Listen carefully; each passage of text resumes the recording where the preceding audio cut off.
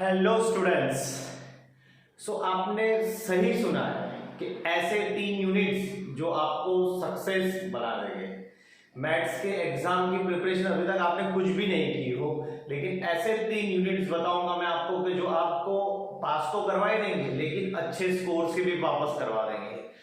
ये video and तक देखिएगा। मैं आपसे शेयर करता हूं 3 ऐसे यूनिट। कितने? 3 ऐसे यूनिट जो आपकी मैथ्स के एग्जाम को इजी कर देगा। और अभी तक आपने स्टार्ट नहीं किया तो ये वीडियो पूरा देखिए। सबसे पहले आएगा वो है यूनिट अलजेब्रा।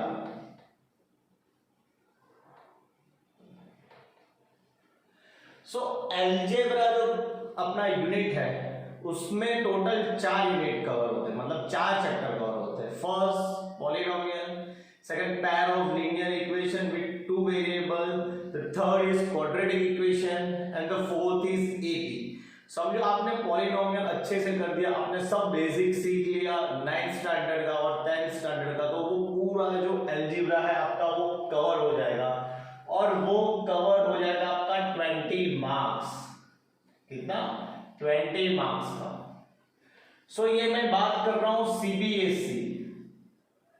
सीबीएसई बोर्ड के रिलेटेड के। समझो आप सीबीएसई बोर्ड में पढ़ रहे हो और 10th स्टैंडर्ड में हो, तो ध्यान दीजिएगा। अभी आपका 20 मार्क्स मैंने कंफर्म करवा दिए।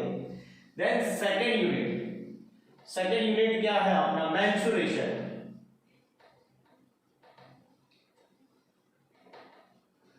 मेंसुरेशन में कौन से चैप्टर कवर होते हैं? 2 chapter, surface area and volume, and third is area related to the circle.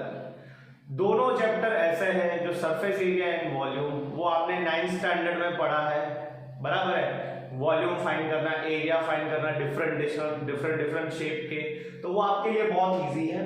And next area related to the circle, उसमें मेजर एक्सिस माइनर एक्सिस के रिलेटेड है। मेजर एक्सिस आपको पता चल गया, θ/360 इंटू पाई आर स्क्वायर और θ/360 into 2 pi are जो perimeter का है। वो दो ही फॉर्मूला से आप पूरा चैप्टर सॉल्व कर पाओगे। बाकी सब बेसिक फॉर्मूला है, लेकिन ये 2 नई फॉर्मूला से पूरा चैप्टर सॉल्व कर पाओगे। ये आपका करता है 10 मार्क्स का। 20 और 10 30 मार्क मैंने करवा दिए, मींस आप 80 में से पास हो गए अभी। तो ये समझो आपने इतना कर लिया तो आपके पास तो हो गए। अभी आप सोच रहे होगे कि थर्ड चैप्टर कौन सा होगा। बच्चा पार्टी आप बताएं थर्ड टॉपिक जो यूनिट है वो कौन सा होगा? ट्रिग्नोमेट्री, जो 11th 12th में काम का है, जो साइन कॉस आता है आपके लिए नया है, वो आपको लग रहा है? नहीं। और कौन सा लग रहा है आप बताइए, गेस कीजिए। कोऑर्डिनेट ज्योमेट्री, वो तो सिर्फ 6 मार्क्स का आता है, एक ही टॉपिक है 10th में। मेरा थर्ड टॉपिक और वो जो सबसे इंपॉर्टेंट है वो आप एवरी ईयर 6th स्टैंडर्ड से सीख रहे हैं, वो है स्टैटिस्टिक्स एंड प्रोबेबिलिटी।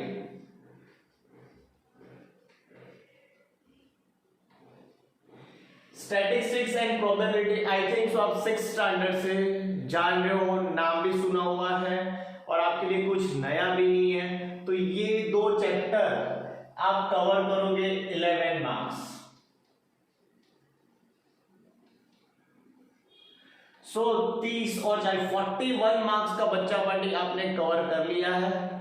तो मेरी बात ध्यान से समझिए, अभी तक आपने कुछ भी नहीं किया, कोई डरने की जरूरत नहीं है। सबसे पहले अपने एनसीईआरटी को ही पकड़ के, अपनी एनसीईआरटी टेक्स्ट बुक को पकड़ के, ये 3 यूनिट्स है, मतलब उसके चैप्टर्स 5 या 7 होंगे। इसमें टोटल 4 चैप्टर्स, इसमें 2 चैप्टर्स और इसमें 2, मींस अपने 6 चैप्टर आपको अच्छे से सबसे पहले करने हैं। वो 6 चैप्टर आपने कर लिए, मतलब समझो आप अपने राजा बन गए हो।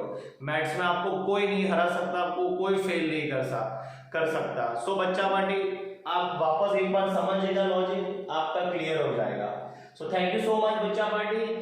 वीडियो में आपको लगा हो कि कुछ नया है तो आप वीडियो शेयर कीजिए।